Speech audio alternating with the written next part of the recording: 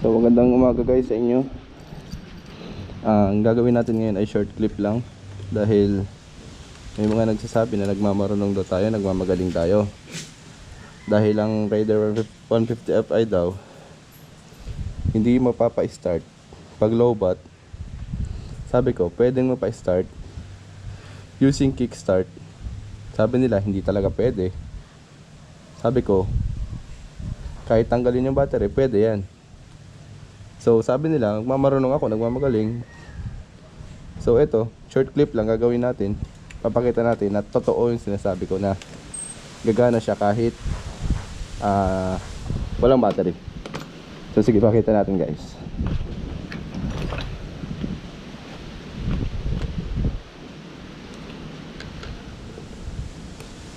Para sure, tanggalin natin positive saka negative para mas lalo silang maniwala.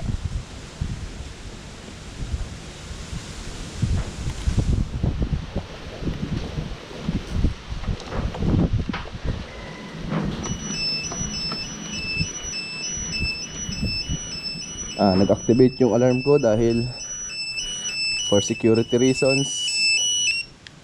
Nag-a-alarm talaga yung tawag ito, yung remote niya kapag di-disable mo yung alarm. So ayan, positive, negative, check nyo. Tanggal, totally tanggal. So sige, start natin siya using kickstart.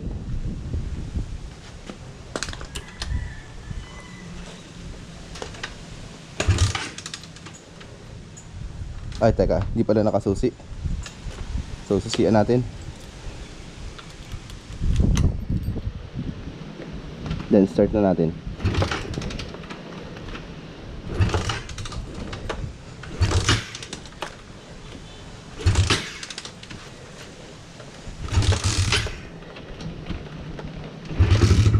Ayun. So mapapansin nyo mag-on na siya. Hindi nakakabit.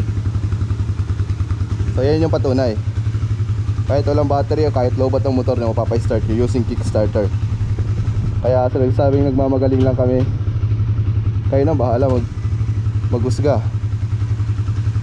So ayun guys, salamat sa panonood dito. Bye bye, kita-kits lang ulit sa sunod. Ingat.